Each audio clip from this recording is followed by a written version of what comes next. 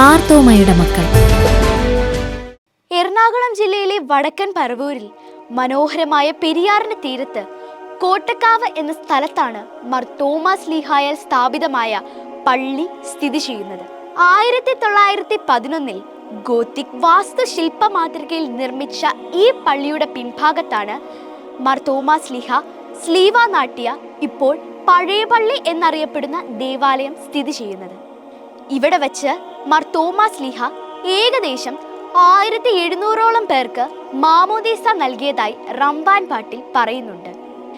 ചരിത്രത്തിന്റെ തിരുശേഷിപ്പുകൾ കാലങ്ങളായി കാത്തു സൂക്ഷിക്കുന്ന, പൗരാണികത നിറഞ്ഞു നിൽക്കുന്ന ദൃശ്യചാരുതയുള്ള ഈ പള്ളി അനേകായിരങ്ങൾക്ക് സന്ദർശന കേന്ദ്രമാണ്.